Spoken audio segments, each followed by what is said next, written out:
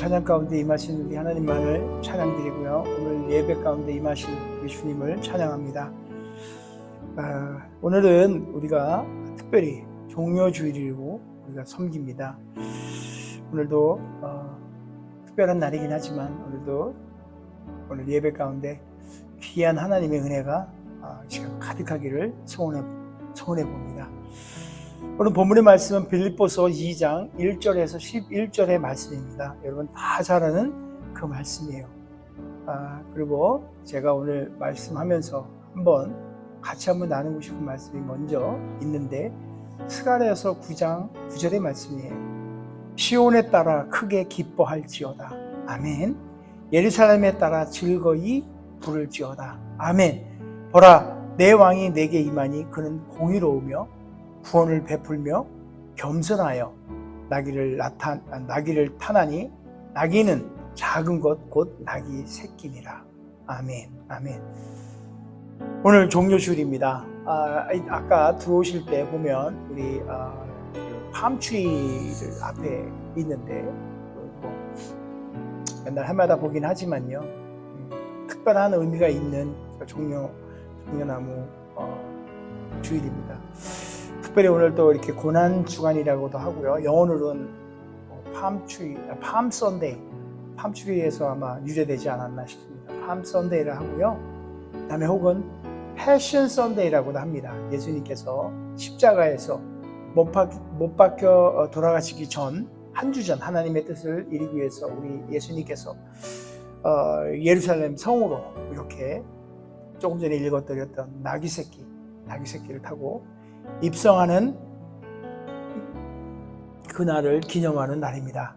많은 사람들이 종려나무를 꺾어 들고 예수님의 입성을 이렇게 대환영하는 날이기도 하지만, 한편으로는 주님의 그 고난의 시작을 알리는 고난주일, 패션 선데이. 이 고난이에요, 패션. 저는 사실 이 패션이라는 말을 열정 이 정도로만 알았어요. 근데 이 패션이 그 안에 숨겨져 있는 게 고난이 있다라는 거예요. 그래서 옛날에 그 영화 한 편 우리 본 기억이 나는데요. 패션 오브 크라이스트라는 영화를 봤어요. 그 패션이 이 패션인지 모르겠지만 아무튼 패션 오브 크라이스트, 그리스도의 고난이에요. 근데 오늘이 바로 그 그리스도의 그 고난을 알리는 그 날이기도 합니다. 그래서 구주 대신 구세주가 예루살렘 성에 이렇게 구세주가 그 입성하는 날을 기뻐하지만, 또 그 이면에는 그분이 우리의 죄를 감당하시고 그 골고다의 그 십자가의 그 언덕을 그런 날이에요. 고난을 알리는 날이에요. 그래서 좀 기쁘지만 한편으로는 또 슬픈 날이기도 합니다. 어쨌든 이렇든 저렇든 특별히 오늘 우리 주 예수 그리스도를 생각하게 만드는 그런 날이에요. 그래서 오늘은 저는 그렇게 예루살렘에 입성하시는 우리 주 예수 그리스도, 그 예수님의 그 마음을 한번 이렇게 생각해보고 싶은 거예요. 우리가 예수님을 딴 때를 생각 안 하는 게 아니잖아요. 언제나 우리는 예수님만을 생각하지 않습니까?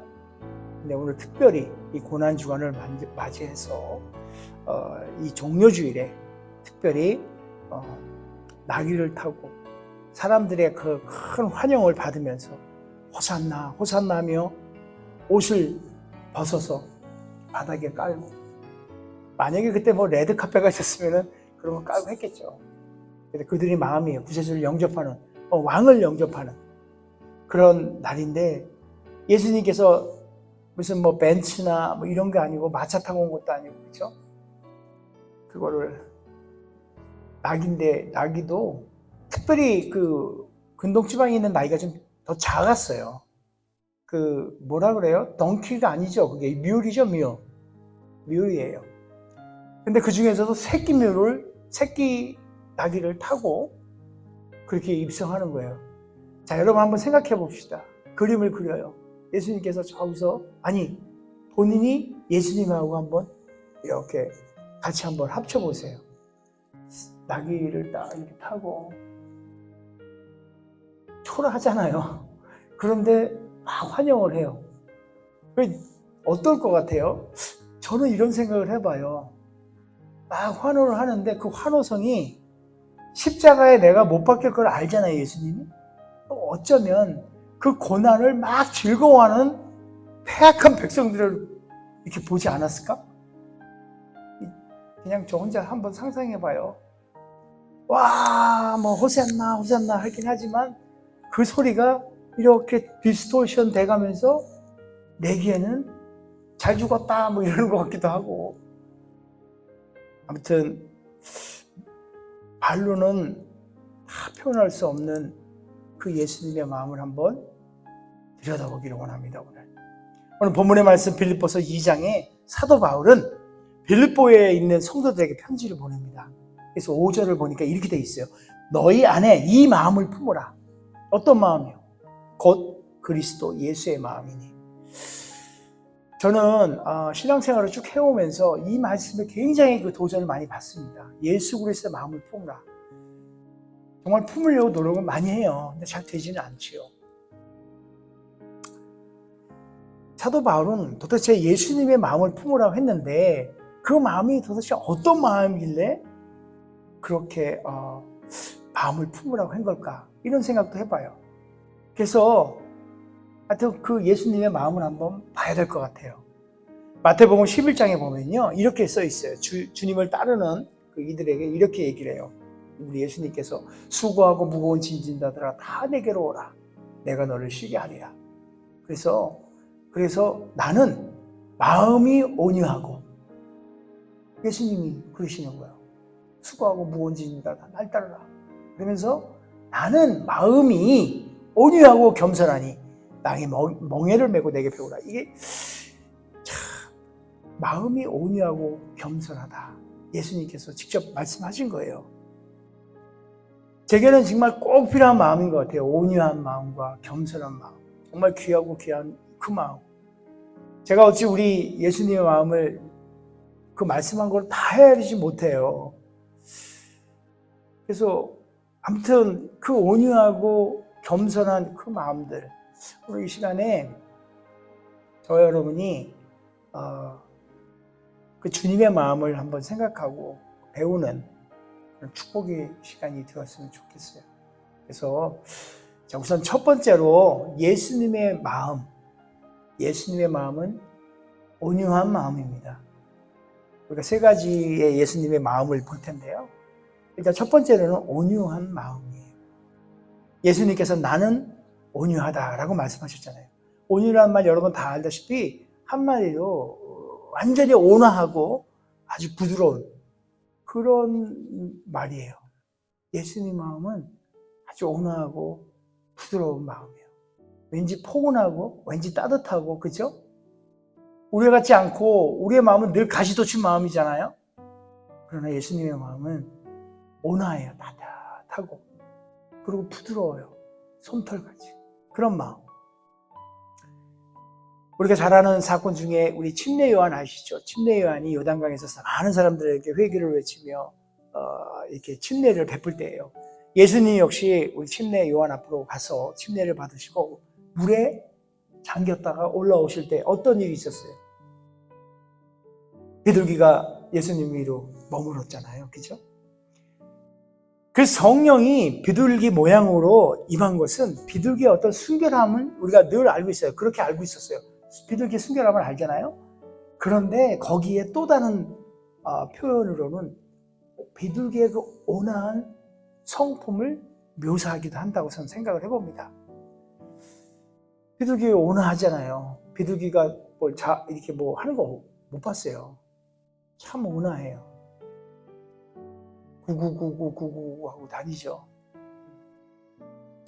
아무튼 우리 예수님께서는 그렇게 그 침례에 대한 그 일을, 성령의 임하심을 비둘기처럼 임함을 보여주고 나서 바울이 우리 예수님을 보면서, 침례 요한이 우리 예수님을 가리켜 그래요. 보라, 세상 죄를 지고 가는 하나님의 어린 양을 보라. 이렇게 침례 요한이 침례 요한을 따라다니는 그 제자들에게 그렇게 우리 예수님을 소개하며 선포합니다. 세상 죄를 지고 가는 하나님의 어린 양, 참 하나님의 어린 양이라고 표현하는데요. 예수님을 어린 양의 모습으로 비유해요. 어린 양, 굉장히 온화한 그런 모습. 아까 표현했던 온화하고 따뜻한 모습들을 아주 순수하고 아주 흠이 없고 그런 그 양의 어린 양의 성품, 그 온유함을 이렇게 뭐라 그럴까요? 표현한 거라고 봐요. 여러분 그 양이라는 게 있잖아요. 제가 양떼입니다. 굉장히 온화하지 않아요, 양? 그죠? 우리 보통 이래요. 성품이 아주 그냥 온순한 사람들 있잖아요. 그런 사람들 뭐라 그래요? 어우, 양같이 참 순한 사람이다 이러잖아요. 제가 양떼입니다. 아무도 동의를 안 하시는 것 같은데 띠는 맞지만은 성품은 양이 아니다 이렇게 지금 생각하시는 것 같아요. 아무튼 양은 다른 짐승을 이렇게 해하지는 않는 것 같아요. 그래서 오히려 자기가 당하기만 당했지 사실 양의 또 특징들이 또 다양한 것들이 있어요. 그러나 제가 오늘 말씀드리고 싶은 것은 하나님의 어린 양, 아주 순결하고 온순한 흠이 없는 이런 것들을 좀 표현하고 싶었어요. 그래서 침례 요한 또한 예수님을 가리켜 하나님의 어린 양 그렇게 표현한 것 같습니다. 그리고 성경 여러 곳에서는 예수님의 그 온화하고 온유하고 그 유순한 성품을 다양한 곳에서 이렇게 선포하고 계세요. 말씀을. 그래서 그 중에 이사야서 53장에 보면은 메시아의 예언을 통해서 표현합니다. 어떻게 되어 있냐면요. 우리 예수 그리스도 그 메시아를 가리켜서 뭐라고 얘기하면 양이 털 깎는 자 앞에 입을 열지 아니한 것 같이 잠잠하였도다. 이사야 선지자가 그렇게 이 예수님 메시아를 표현합니다. 또 마태복음 12장에 보면은 또 이사야의 예언을 또 인용을 해요. 보라, 나의 택한 종 곧 내 마음에 기뻐하는 바 나의 사랑하는 자로다. 그렇게 얘기하면서 그가 다투지도 아니하며 들레지도 아니하리니 아무 길에도 그 소리를 듣지 못하리라. 상한 갈대를 꺾지 아니하며 꺼져가는 심지를 끄지 아니하시기를 심판하에 이를 때까지 한다라고 이렇게 기록되어 있어요. 제가 힘들고 어렵고 정말 고난이라고 생각하고 있을 때에 저에게는 이 말씀으로 다가왔어요. 상한 갈대를 꺾지 아니하시고 꺼져가는 심지를 끄지 않는다. 그러니까 이 세상에서는요 보통 이렇게 간당간당하고 막 이러면요 아주 비벼서 꺼버려요. 완전히. 그러니까 싹둑 완전히 그냥 끝내버리잖아요.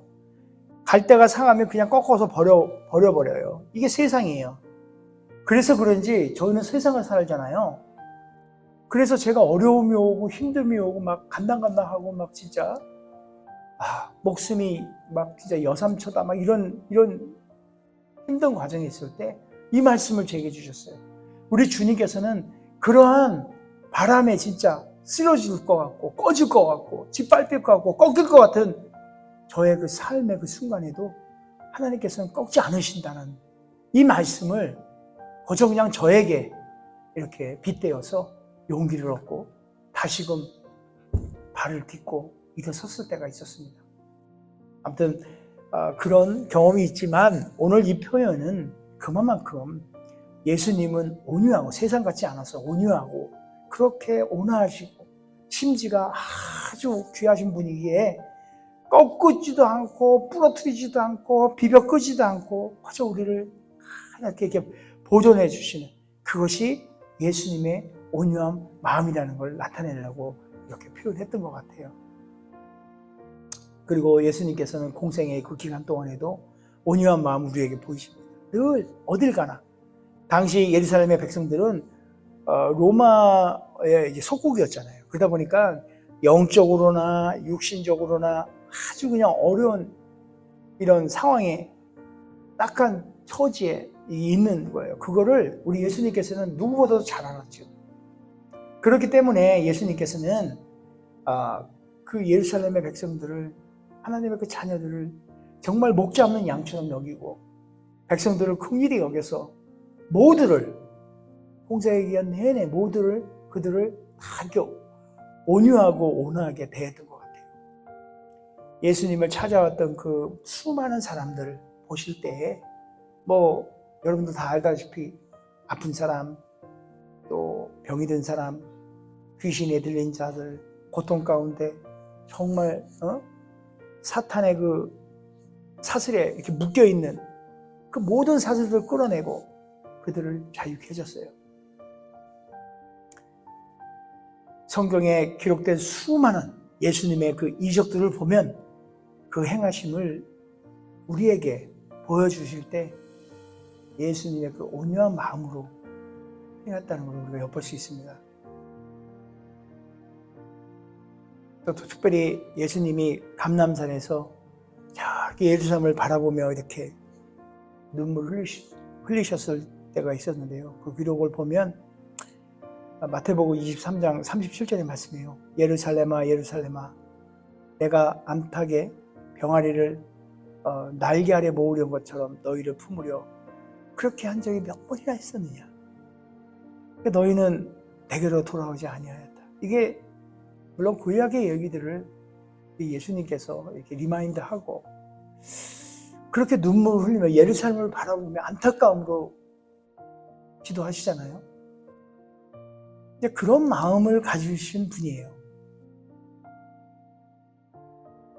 얼마나 예수님께서 온유하신 분이냐면 이 절정인데요. 여러분 다 아시죠? 예수님께서 잡히시던 밤, 잡히시던 날의 사건을 통해서 우리는 잘 알고 있어요. 겟세마네 동산에서 예수님이 이제 이렇게 로마 원수들에게 이제 붙잡힐 때 베드로가 홧김에 열받아가지고 그 대제사장 누구죠? 말고 대제사장 그 종인 말고의 귀를 팍 자를 때 생각나죠?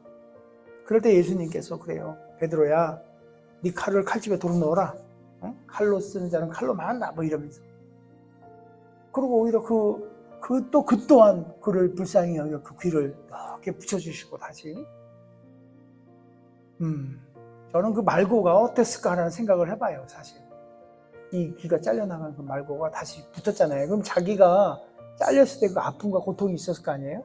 피가 뚝뚝 나오고. 그런데 그걸 이렇게 예수님이 또 붙여줘요. 자, 그 말고는 어떻게 됐을까요? 그 다음에. 예수님을 어떻게 생각했을까요? 제가 말 안 해도 다 알 겁니다.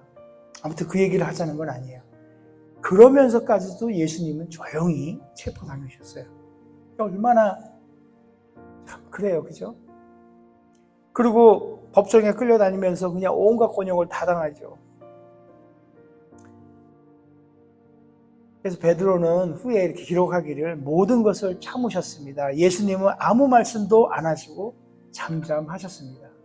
아까 이사야가 예언했던 것처럼 잠잠히 양이 덩털 깎여갈 때 잠잠했던 것처럼 베드로도 이렇게 후에 기록을 합니다. 그리고 마지막으로 십자가에서 말로 다 할 수 없는 그 고통을 당하시면서 못 박히실 때 예수님은 그 십자가에 못 박는 그 원수들을 향하여 기도를 해요, 오히려. 응? 예수님의 그 온유한 마음을 보여주는 거 아니에요. 정말 엄청 그렇죠. 근데 여러분 우리가 오해하지 말아야 될 것은 예수님께서 약해서 그런 게 아니잖아요, 그죠? 그저 그냥 약해가지고 그냥 잠잠히 있는 게 아니잖아요. 우리를 정말로 사랑하셔서 그 모든 고통과 수모, 이 모든 걸 다 참아내고 온유와 온화한 마음으로 견뎌내시고요. 그리고 온화하고 진짜 이거 표현이 안 돼요. 제가 알 수 있는 표현은 그냥 온유하다는 거, 이 잠잠한 거, 이 모든 게 사랑 아니면 설명이 안 되잖아요. 더 이상 좋은 말이 없어요. 온유 따블? 이렇게 얘기해야 되나? 따따블? 무한 온유? 네. 그래야 될 것 같아요. 우리를 그렇게 너무너무 사랑하신 것 같습니다. 자, 그리고 두 번째로는 예수님의 마음은 겸손한 마음이에요. 정말 겸손한 분이에요. 우리 예수님의 온화한 마음을 소유한 분이지만 그러면서도 겸손한 분이에요.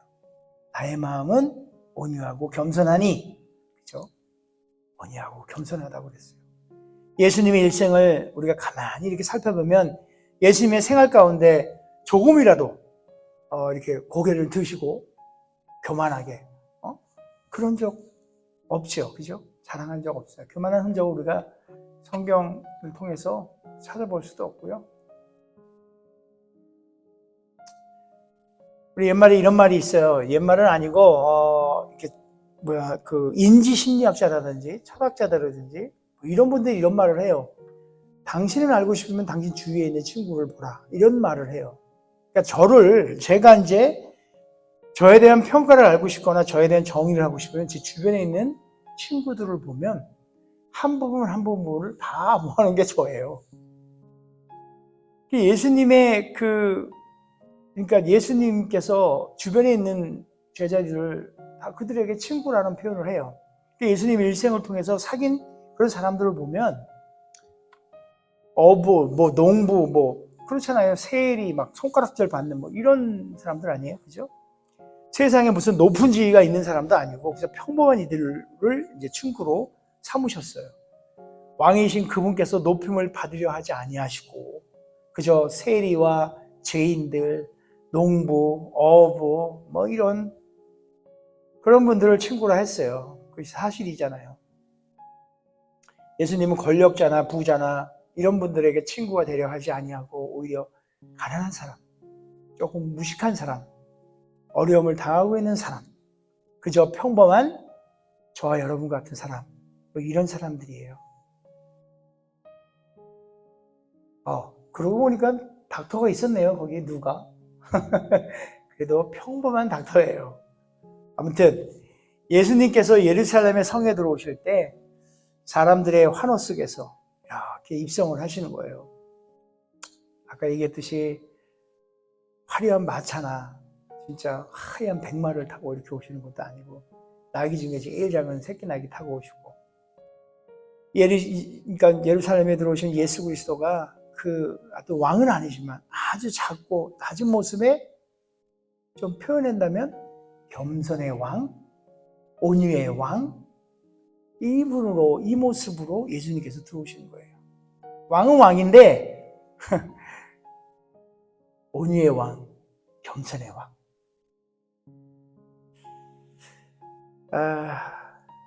여러분 어저께 제가 교회에 탁구대가 들어와가지고 그걸 좀 하러 왔는데 스페니시 교회가 세족식을 하더라고요. 아주 와서 보니까 한 30명 정도가 와서 세족식을 하는데 여러분 그 세족식 알죠? 예수님께서 제자들에게 베풀었던 요한복음 13장에 보면 예수님께서 손수 대야에 물을 받아가지고 허리에 이렇게 수건을 동여매시고 제자들에게 나아가서 그래요. 내 발을 내놔라. 내가 씻겨주마. 그때 베드로는 절대 안 된다 이랬는데 예수님께서 그럼 너와 나는 아무 상관이 없어. 이런 말을 하잖아요. 그래서 한 사람 한 사람 씻겨주는 거 여러분 다 기억하시잖아요. 이 사건, 우리가 기억하고 있지만 이 사건은 그야말로 섬김의 겸손함을 아주 끝판왕으로 보여주시는 그런 사건이에요. 섬김의 겸손함으로. 그러니까 성경은 겸손이라는 부분을 최고의 덕으로 이렇게 가르치고 있어요. 가장 귀한 덕목으로 섬김이라는 거, 또 겸손이라는 거. 그래서 예수님께서는 특별히 그것을 제자들에게 보여주시면서 친히 보여주시면서 겸손한 자의 모습을 통하여서 섬김을 서로에게 겸손의 도, 종의 도 이런 것들을 예수님은 우리대로 그렇게 하라고 서로가 서로에게 겸손하라고 당신께서 무릎을 꿇으시고 이렇게 보여주신 거예요. 저와 여러분도 그것을 그렇게 당장 오늘 가서 누구를 붙잡고 발을 씻겨주고 이런 게 아니라 의미적으로 봐야 돼요. 겸손함으로 가장 낮은 모습으로 서로가 서로를 섬길 때 예수님께서 우리에게 명하신 것을 우리가 이렇게 따르는 일이 아닌가 생각해 봅니다. 분명히 기억해야 되는 일이에요. 하나님께서는 겸손한 자를 정말 귀히 여기시고 항상 어디 있든지 함께 하시고 그래요. 그런데 반대로 좀 교만한 사람은 어때요? 그들은 우리 하나님께서 대적하세요. 분명 우리가 대적할 일은 아니에요. 하나님 손에. 우리 한번 볼까요? 하만 장군 아시죠? 하만 하면 생각나는 게 누구예요? 모르드게. 모르드게 하면 또 생각나는 거. 죽으면 죽으리라. 에스더. 이게 막 쭉 생각나잖아요. 그 하만. 얼마나 그 얍삽하게 이를 데 없는 그 하만. 유대 사람들 다 이스라엘 백성을 다 죽이려고 했을 때 모르드게를 죽이려고 형틀을 달고 꼭대기까지 달아놓은 그 형틀 위에 결국은 어때요? 교만했던 그 하만은 바로 하나님께서 치십니다. 그 형틀에 자신이 목에 달려 죽어요. 또 바벨론 제국의 왕이었던 벨사살, 하나님의 전에 있던 모든 그 기명들 그걸 다 가져가잖아요. 싹 다 그걸 가져가서 그걸 뭐 예를 들어서 녹여가지고 뭐 자기 장식으로 썼다 뭐 이러면은 또 뭐 그래도 안 되겠지만 아무튼 그게 아니고 어때요?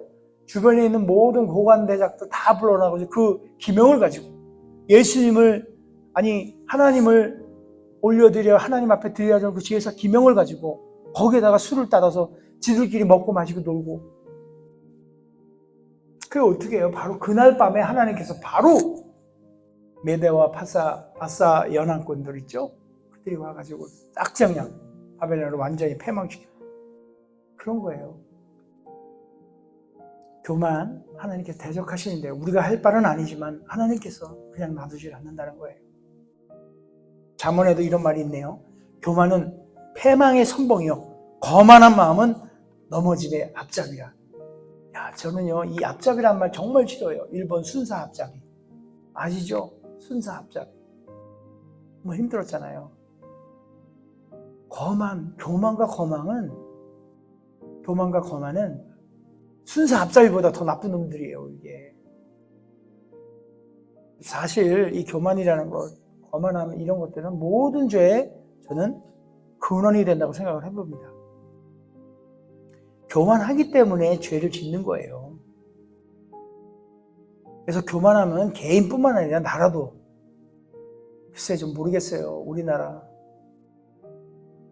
글쎄 모르겠어요. 이 미국 제발 교만하지 않았으면 좋겠어요. 하나님이 우리 대한민국을 너무너무 사랑해서 정말 글쎄 이런 표현이 맞을지 모르겠는데요. 여의도에 도대체 몇 명이 모여서 하나님을 찬양했습니까? 지금 다 어디 갔어요? 그 겸손함이 어딜 가고 교회가 지난 한 2, 3년 사이에 10,000개가 문을 닫았다는 소식을 듣고요. 교만이 가운데 아직도 있구나 이런 생각을 또 해보게 돼요. 아무튼 교만한 것은 개인이나 나라나 모두 다 하나님께서 대적한다는 거예요. 여러분 사도 바울이 그전에는 사울이었을 때 얼마나 교만했어요. 그죠? 많이 교만했던 사람이에요. 빌립보서 3장을 보면 바울이 빌립보 성도들에게 자신의 어떤 배경을 얘기해요. 워낙에 그들이 신앙적이나 무슨 이런 면에서 이렇게 뭐라고 그럴까요? 교만했거든요. 그들에게 얘기를 해요. 나는 8일 만에 할례 받고 이스라엘의 족속이요 베냐민 지파. 이 베냐민이라는 거예요. 베냐민 지파의 지파라 이거예요. 히브리 중에 히브리인이고 율법으로는 바리새인보다 진짜 바리새인이야. 율법의 의로는 흠이 없는 자라라고 이렇게 빌립보 교인들에게 얘기를 해요. 그야말로 유대인으로서 로마 시민권자로서 바리새인 중에 왕바리새인이죠. 더군다나 가말리엘의 그 스승이잖아요. 그 사사를 받은 사람이 최고의 학문과 지식을 소유하고 있는 이런 사울은 그런 교만 중에 교만한 사람, 아주 교만한 사람이었어요. 근데 어떻게 돼요? 예수님을 만나고 나니까 그 회심한 후에 엄청난 변화가 생기잖아요. 그 고백이 그래요. 바울의 이제 고백이 그래요. 나는 지극히 작은 자보다 더 작다. 이렇게 고백하잖아요. 참 여러분, 저와 여러분 얼마나 정말 대단한 거예요. 바울이 가진 것처럼 우리도 예수님을 만났잖아요. 그래서 오늘 이 자리에 무릎 꿇고 주님을 경배하며 찬양하지 않아요? 이런 겸손이에요. 우리도 이런 겸손이에요. 그러니까 아무튼 예수님을 만나야지만이 겸손해지는 것 같아요. 내세울 거 하나 없는 우리들이 오직 그 예수님을 만나면 그분의 그 은혜로, 오직 그분의 은혜로 겸손해질 수 없는 것 같아요. 자, 이렇게 겸손한 우리 예수님, 온유하고 겸손한 우리 예수님, 그 마음을 우리는 꼭 본받고 그렇게 예수님이 되라는 소리는 아니에요. 절대로. 저는 가끔씩 그런 생각을 해봐요. 자기가 조금 예수님 닮아간다고 생각하면서 자기가 예수인 양 이렇게. 그래서 그런 사람들이 있어요. 자기가 예수라고. 미친 거죠, 완전히. 저는 그런 사람들 볼 때면 네가 예수면 나는 야 하나님이야 이놈아 이러고 싶은 마음이 들어요. 아무튼 예수님의 마음을 닮아 예수님처럼 살기 원합니다. 예수님이 되는 걸 원치 않아요. 할 수도 없고.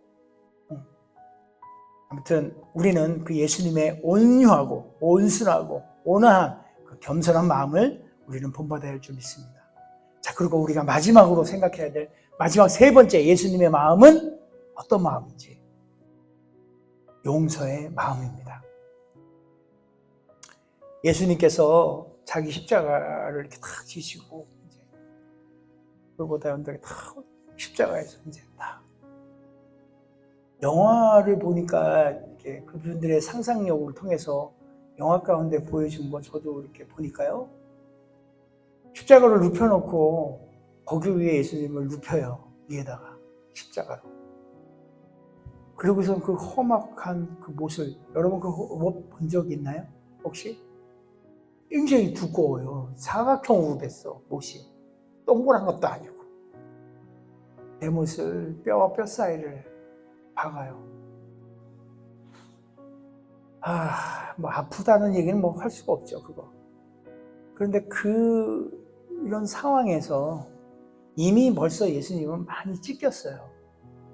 채찍이 어떻게 된 거냐면 낚시바늘 같은 거를 이렇게 채찍 끝에다가 다 다루는 거예요. 여러 개를, 수십 개를. 그러니 한번 때릴 때마다 살을 팍 찢고 뺄 때 살점이 다 튕겨서 나가는 거예요. 살점을 뜯어내는 거잖아요. 그거 얼마나 아프겠어요. 근데 그런 거를 그냥, 패션 오브 크라이스트 그 영화에 보여요. 그거를 표현했어요. 예수님을 묶어놓고 거기 눕혀놓고 거기 등을 치는데 온 데가 처음에는 그냥 이렇게 땅이었는데 조금씩 피로 물들어가는데 거기에 살점 하나가 툭툭 떨어지는 거야. 와, 진짜 OMG. 엄청난. 근데 그런 고통을 다 당하시고 또 십자가 메고 그 무거운 거를 메고 올라왔더니 눕혀놓고 이제 어떻게 해요? 대못으로 박아요. 그럴 때 우리 예수님이 뭐라고 얘기하냐면 십자가에 못 박혀서 탁 있을 때 아버지 저들의 죄를 용서해 주세요. 쟤들이 뭐 하는지 몰라요. 이게 그런 말이 나올 수 있는 게 이게 참 그 사람들 오늘 저와 여러분의 모습이 아니었나 생각해 봅니다. 우리의 마음에 들지 않았고 또 그들이 바랬던 그 메시아의 모습으로 다가오지 않았고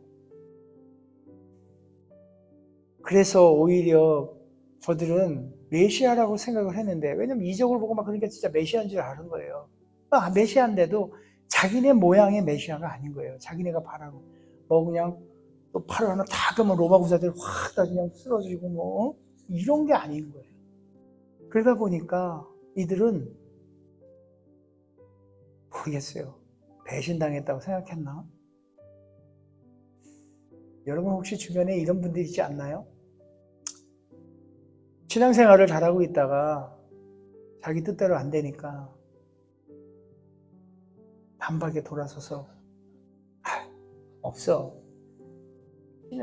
하나님은 이런 분들 혹시 주변에 있나요?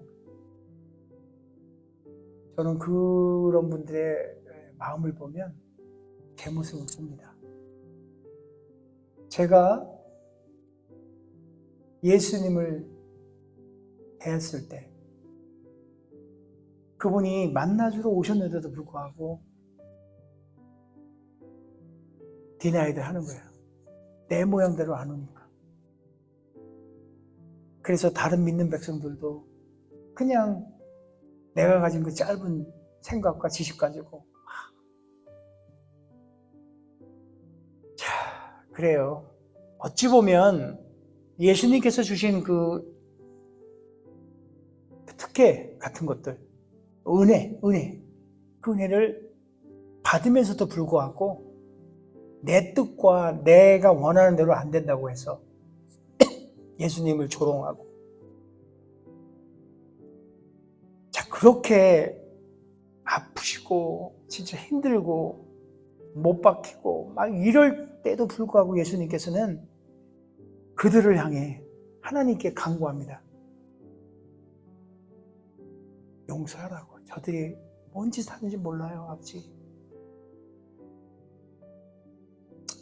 자, 그에 반해서 우리는 어때요? 우리는 정말 용서가 안 돼요, 그죠? 살면서 많은 일들 겪지만은 용서가 잘 안 돼요. 사실 용서 진짜 안 돼요.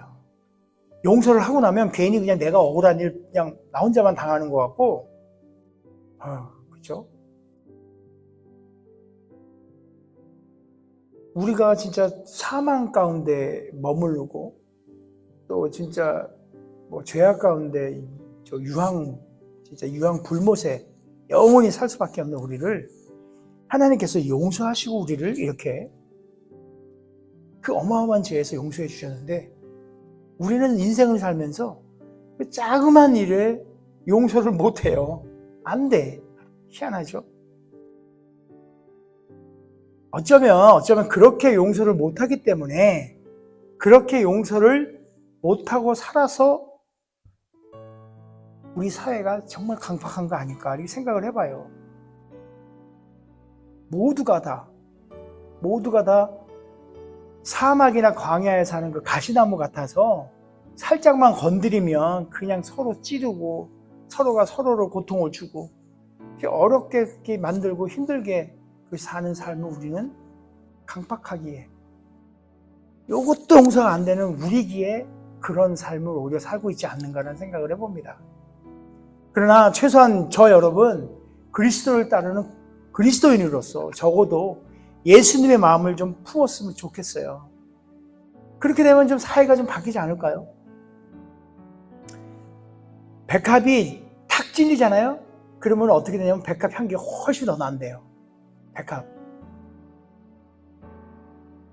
백합이 찔리면 향기가 더 바라는 것처럼 우리가 어떤 가시에 이렇게 탁 찔리면은 그리스도의 향기를 더 뿜어내는 우리가 되면 이 사회는 예수 그리스도의 향기로 가득 찰 것 같지 않아요?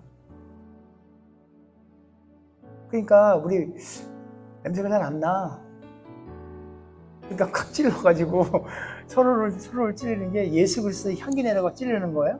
우리는? 아니에요. 그럴 수는 없어요.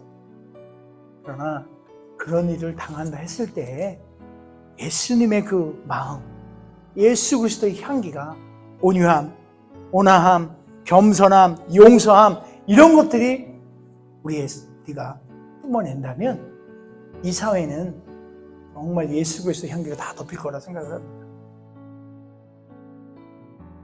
오늘 우리 함께 생각을 나눠본 우리 예수님의 마음을 그 마음을 우리도 품고 살기 원해요. 답답하고 힘들고 안타깝고 참 세상 어렵고 그냥 그 자리에 떠나고 싶은 마음이었을 거예요. 예수님도. 그리고 또 어쩌면 우리도.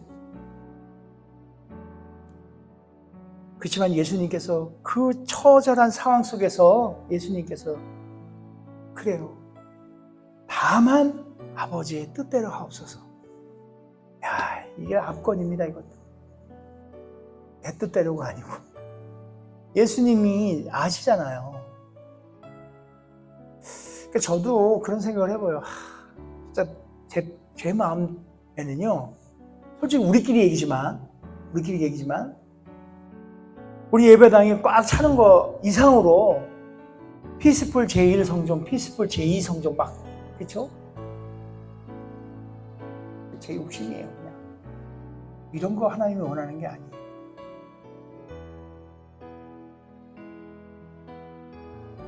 나의 마음을 닮아라. 온유하고 겸손하니. 그러며 용서하며 살아. 그게 더 중요한 일인 것 같아요. 그렇게 살 때, 우리가 그렇게 예수님의 마음을 품고 살 때 어떠한 일이 오든 안 오든 우리 삶 가운데는 자연스럽게 예수 그리스도의 향기가 퍼져나가리라 생각합니다. 그 향기 맡고 하나님 품으로 돌아오는 그 영혼들, 우리가 그 영혼들을 만나야 되지 않겠어요? 온유한 마음과 겸손한 마음, 그리고 용서하는 마음이 예수님의 마음입니다. 그런 마음을 품고 살라고 오늘 저와 여러분들에게 주님께서는 말씀하고 계세요. 이 고난 주간에 우리 하나하나가, 한 사람 한 사람이 주님의 마음을 품어서 온 세상을 그리스도의 향기로 가득 채우며 많은 그 잃어버린 영혼들, 그런 사람들을 예수님, 예수 그리스도 앞으로 초대하는 그 놀라운 축복이 저와 여러분의 삶 가운데 일어나기를 주님의 이름으로 축원드립니다.